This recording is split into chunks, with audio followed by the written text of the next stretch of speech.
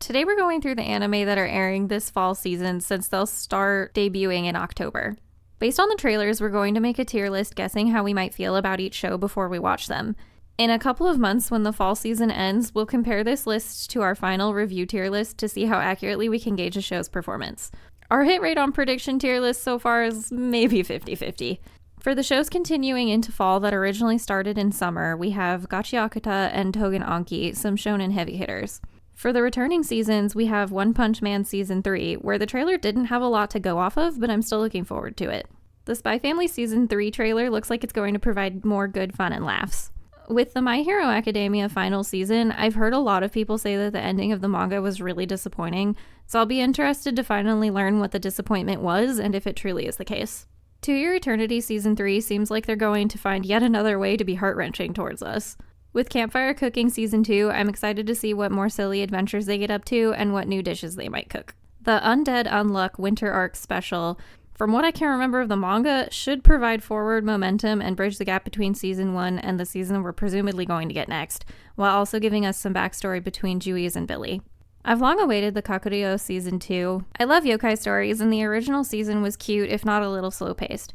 I just remember really enjoying watching her build relationships with everybody and finding her place to belong, so it would be interesting to watch them expand on that. For new series, we're starting with May I Ask for One Final Thing, which looks like it's going to be a lot of fun, and she was very badass. There was a lot going on, and we caught elements of a reverse harem, possible time travel, and semi-villainess plotlines. The songs were also really good. My status as an assassin obviously exceeds the hero's. Seems from the art style like it wants to be a dark fantasy, but then the content of the trailer was more like he gets trapped in this conflict between the two elf sisters, and there's a little bit of romance, and so I'm interested to see how they put everything together. With Twisted-Wonderland, I'm not sure there's going to be enough substance other than seeing interesting Disney references to keep it going. SANDA feels like an off-your-rocker experience, and I really don't know what to expect, but we're going to give it a try. Hopefully the fights are cool. I'm excited for WanDance because I really enjoyed the manga, and I think that it will be nice to see everything in full motion, not just static panels. The CG doesn't look too stiff, and hopefully they don't abuse it. Chitose is in the Ramune bottle, looks like another reflective high school romance, and I'm not sure it's going to intrigue me. But I'll say it again that I refuse to give up on high school romances yet, because things like Skip and Loafer exist, and if I blanket gave up on everything in the genre, I would not have seen that. My Awkward Senpai will take another shot at office romances, although from the trailer there wasn't too much chemistry between them, but it seemed more like it might be about her journey of growth instead. A Wild Last Boss appears as the latest installment in My Soul Got Trapped in a Video Game style shows. It looks a little outrageous and like it's putting a lot of different video game tropes and mechanics into it instead of keeping one cohesive theme. It would be interesting to see where it goes with that. My gift level 9,999 unlimited gacha, backstabbed in a backwater dungeon, I'm out for revenge. Looks a little bit like the ultimate amalgamation of generic. But we'll see if the TCG gacha style summoning makes it interesting or if it has anything else to offer. Hero without a class who even needs skills kind of reminds me of Bogus Skill Fruit Master from some of the setup aspects and from the potential for the more low-budget animation. We'll see how well he handles being ostracized or if it's too oppressive to want to sit through. Reincarnated as the daughter of the legendary hero and the Queen of Spirits, seems like the center of the plot is going to revolve around the other nobles trying to control her future, and I'm assuming there will be some drama around her own abilities and living up to her parents. Past the Monster Meet Milady is the one that I think I might be most excited for. It looks like a possible Grumpy Sunshine relationship with a lot of cool mythical creature exploration and also obviously eating. Hopefully the romance holds up though. With the Banished court magician aims to become the strongest, we're working from the usual starting position of getting cast out from your original party and forming a new one.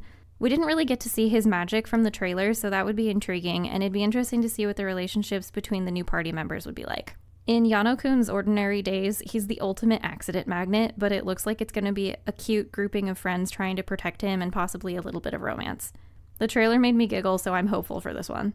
Dusk Beyond the End of the World looks like a cool post-apocalyptic setting with a very pushy robot girl. It feels like we're experiencing the potential of the main character living in multiple timelines, and that may explain the kind of flashback memory sequences that we saw. I just hope that they really take the time to flesh out the story since this is an original work. Vampire-chan Can't Suck Properly looks like it's leaning pretty heavily onto the comedy aspects of things and working on her blood drinking problem. Hopefully the comedy will land and not be too repetitive. Also, for some reason, when I saw her in the chibi mode for the first time in the trailer, I thought that her legs had been cut off or something, but the soles of her shoes were just red and it just looked really weird. A Star Brighter Than the Sun looks like an awkward first love, best friends to lovers sort of situation. I don't know why, but the art style makes me feel like I have to get used to looking at it or like adapt to it, but it's not bad. Mechanical Marie looks cute. Her posing as a robot definitely seems like it's going to lead to a lot of comedic moments and potential romantic yearning. From the trailer, A Gatherer's Adventure in Isekai seems like a bit of a gamble and like it may be slower paced, so I'm hoping that there's something in the first few episodes to grip us. With You, Our Love Will Make It Through has some potential to be awkward and also high drama, considering the integration between the beast folk and the humans. In the dark history of the reincarnated villainess, Truck-kun strikes again and she gets reincarnated into her own story as the villainess. The songs in the trailer go awfully hard for this type of show, and there was a lot more action than I was expecting, so it really intrigued me. With Let's Play, the art style that they picked gives everybody faces like kids, which was really throwing me off. I read the web novel back in the day, but I'm still interested to see it animated. Plus-sized Misadventures in Love seems like it's pairing an office rom-com with potentially an attempt at body positivity messages and giving us a main character that is not the perfect proportions that we normally see in anime. Shabake is a historical yokai murder mystery that has the potential to be a strong character piece as well. In total, we'll be checking out 34 shows for the fall season.